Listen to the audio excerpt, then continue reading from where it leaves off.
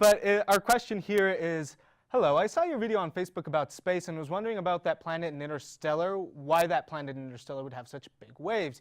You said it was close to a black hole, but what makes waves in the first place? Why doesn't Earth have giant waves? So I'm sure some of you out there kind of think of, when I mention the word tidal wave, you guys think of a gigantic wave just coming in, almost like a tsunami. So everything has a purpose. So it's not just called a tidal wave because some scientist was sitting back and said, you know what? That sounds cool. I'm going to call it a tidal wave.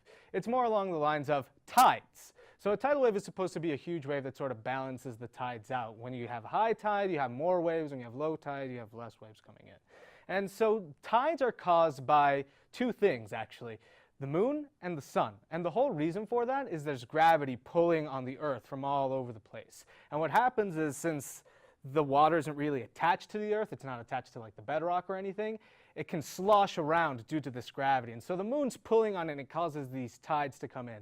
And you can sort of think back, if you've ever been by the coast or seen or visited and seen what happens when the tide comes in, it's a pretty significant difference. And so you can sort of imagine this might be increased so much more when it's near something that has a greater, has a bigger gravitational field.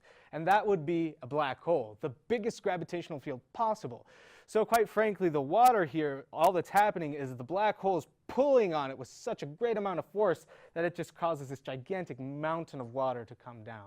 And that's the only real reason for the waves. That's the only real difference that's going on, the only real influence that's going on. Possibly some other things, but I don't know enough about the planet to really tell you about like some geological effects that are going on or anything like that. So we have to assume that must be a black hole. Mm-hmm. And the moon is linked to the tide. Does that have anything to do with wave size at all? From what I know, somewhat. It does have to do with, like, as we said, the tide.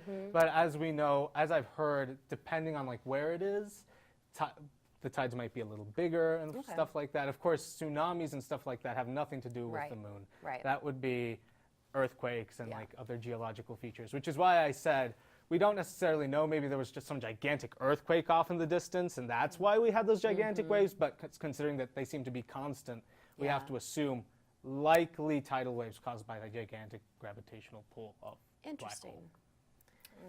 Makes a lot of sense. Yeah. It really does. I had no idea where to start answering that question, and it does make a lot of sense. Science.